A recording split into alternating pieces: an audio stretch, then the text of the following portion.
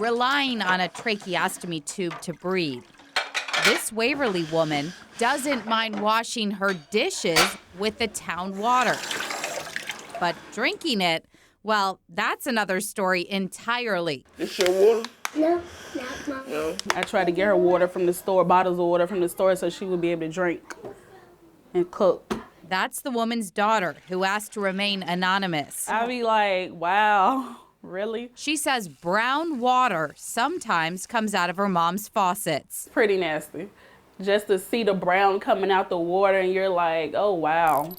She snapped these pictures and captured this video That brown right there, that came from the water. that show the brown water and the brown spots it left on her laundry. It was brown spots on the clothes and I had to throw them away.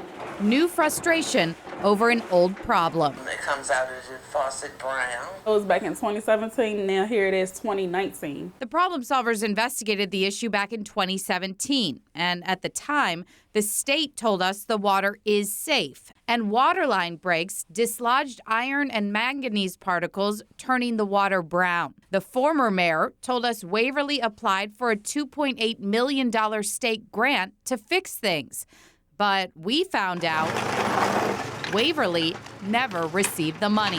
This is typical of what these guys are up against all the time. Franklin Cox works as a civil engineer by trade The water line comes this way. and also serves as a town councilman.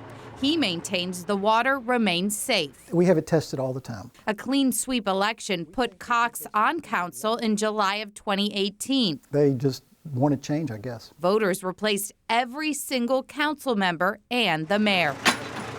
Cox says the new administration wants to fix the water problems. This is pretty typical of what we're seeing around Waverly. It's old stuff over the decades that hasn't been maintained properly. You get pipe breaks, and our public works guys, they work themselves to death patching pipe leaks all over town.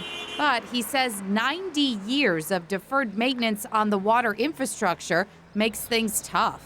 You need to maintain any kind of infrastructure systems. Replacing the water systems that we have now is very expensive.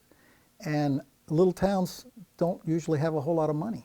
And it's very hard to plan a long ways in the future to pay for those kind of things. Millions of dollars Waverly hoped to get from the state in the form of that low-interest loan and grant, but did not end up qualifying for. The town was approved for that loan.